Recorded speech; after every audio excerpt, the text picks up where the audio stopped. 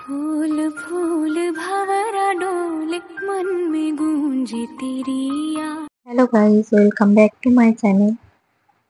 তোমরা দেখো এখানে তোমাদের দাদা ভাই কালী ঠাকুরের ভক্ত। তো এখানে আমি যখন অসুস্থ ছিলাম তোমাদের দাদা ভাই সমস্ত কিছু ফল প্রসাদ প্রসাদ সবকিছু গুছিয়ে টুছিয়ে ঠাকুরকে দিচ্ছে। 5 রকম ফল, এখানে লাড্ডু টাড্ডু ওগুলো খুব সুন্দর করে সাজিয়ে দিচ্ছে। আমি তাই দেখিয়ে দিচ্ছি যে এটা আগে দিয়ে দাও, ওটা ই করে দিয়ে দাও, বড়গুলো পেছনে দিয়ে দাও। তো এখানে ফুলের মালাগুলো দিয়ে দিচ্ছে এখন কালী ঠাকুরকে। আহ এখানে দুটো কালী ঠাকুর আছে, ছোট মালাটা এখন দিচ্ছে আর বড় মালাও এনেছে। সব পুজোর সময় না কি করে বলতো, ফুলগুলো না কুড়ি টাইপের বেশিরভাগ হয়ে যায়, ফোটে অনেকক্ষণ পরে। তো মালাটা পরিয়ে দিচ্ছে, খুব সুন্দর লাগছিল কিন্তু আমাদের তারা মাকে।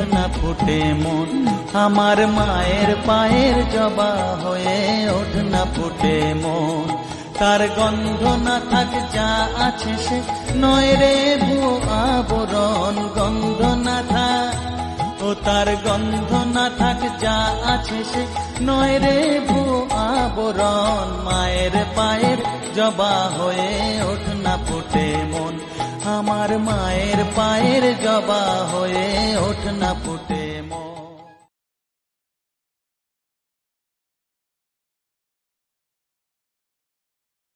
এখানে প্রদীপটা জ্বালিয়ে দিল, তারপর দেখলো যে মোমবাতিটাই তো জ্বালাতে ভুলে গিয়েছি। মোমবাতিটা জ্বালিয়ে দিল, ধূপ টুপ দিয়ে এটে করছে। ওখানে আবার মোমবাতিটা আবার ধূপটা ঠিকঠাক বসছিল না, ওরকম ভাবে প্লেটটা নিয়ে দিচ্ছিল।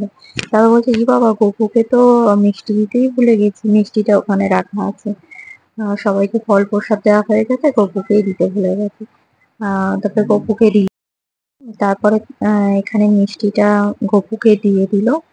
গপু কার্তিক ঠাকুর এখানে সব উপরে আছে, তারপরে ও শঙ্খটা বাজিয়ে নিচ্ছে।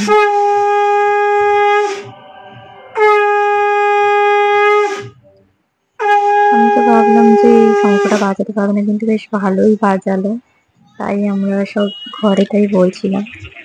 আর এখানে দেখো আমাদের কমপ্লিট পুজো। এবার গপুকেও দেখো কি সুন্দর সাজিয়ে দিয়েছে, খুব সুন্দর লাগছে। আর আমাদের